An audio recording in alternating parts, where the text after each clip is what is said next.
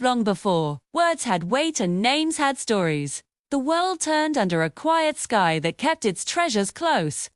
The sky held not only rain and lightning, but the glimmering pot of wisdom that the people had never touched.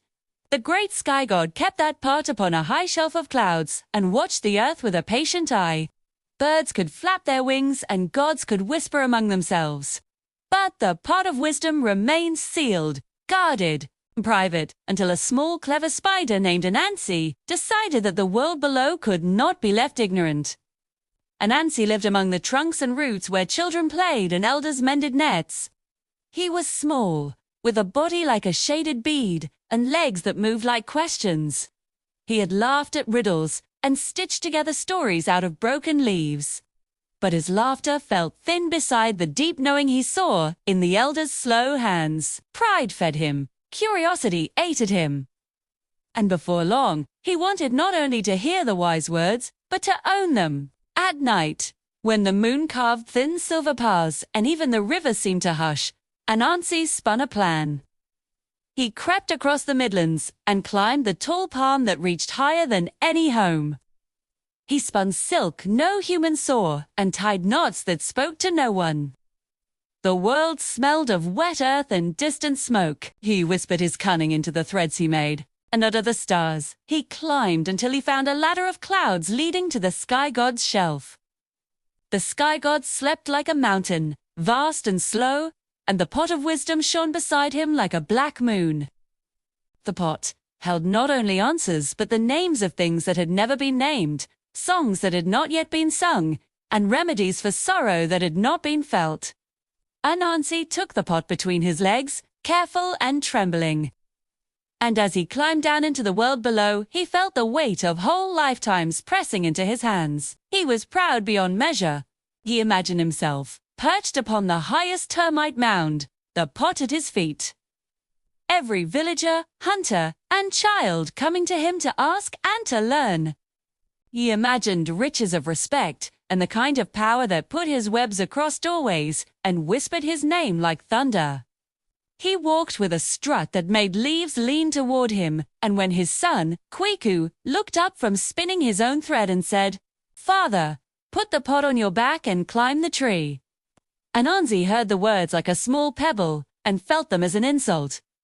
Anansi had long legs for riddles, but short legs for humility. He lashed the pot to his belly and began to climb the trunk of the tallest tree.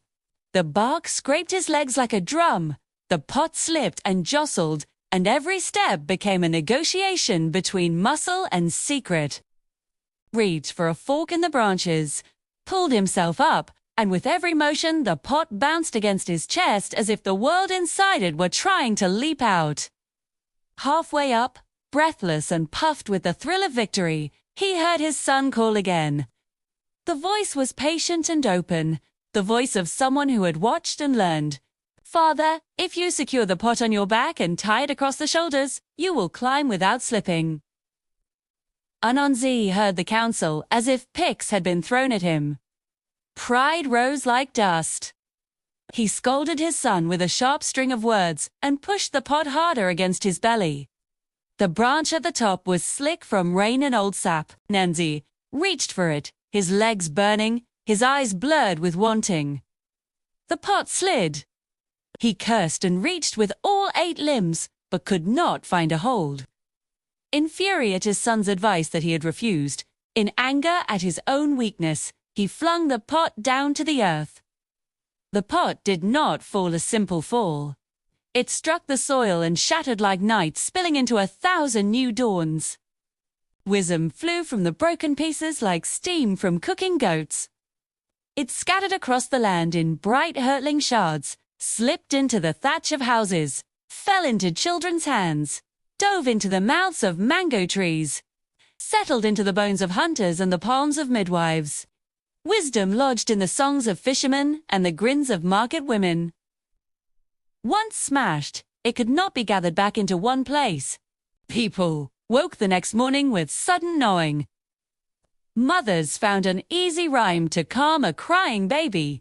Hunters remembered an old path that led straight to the buffalo. Children named entire constellations that had been nameless the night before. Arguments ended because someone suddenly knew the right thing to say. The village elders rubbed their eyes and felt their ranks shift as youngsters offered solutions with fearless clarity. Wisdom spread like seed on wind, landing wherever life took it. Anansi watched as the world changed in a way he had meant to control, but could not. He had desired the power of holding all answers, and in one hot, wild motion he had ensured that no single mouth could claim them again. People came to his web, not to ask him for what was now common, but to laugh at his bewildered face, to tell new stories in which he was both foolish and blessed. They called him Keeper of the Stories because he had been the one who brought wisdom down, even though he had thought to hoard it. He learned in the slow hours that followed the shattering, when a child told him the cure for a fever that Anansi had never known. He realized that wisdom had become something communal, rich and wide and impossible to gate. He watched the world use what he had broken into pieces to heal, to quarrel less, and to make better songs. He watched people build 1,000 small houses of knowledge where once there had been but one tall, lonely shelf. Anansi did not lose everything. He kept his cleverness and the way he could spin a story that made a child laugh until the moon wheeled. He kept the habit of wandering where he pleased. He kept his webs and his mischief. He kept the beginning of tailies, for people liked to say that he had once stolen what no one else could reach, and that because of him, everyone had a piece. From that day on, the world told stories to explain why wisdom belonged to everyone. They said that it was because a spider with too much pride could not hold all the light. They said that when things break, they scatter their treasure. They said that asking and sharing would always be better than hoarding.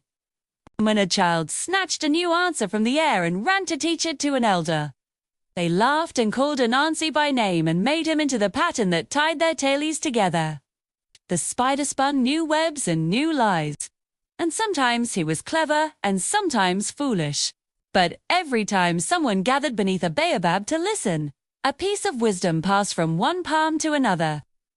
The pot remained in 1,000 places, and the world grew wiser in small, bright measures because a small spider dared to climb the ladder of clouds and, in failing to keep what he stole, set wisdom free.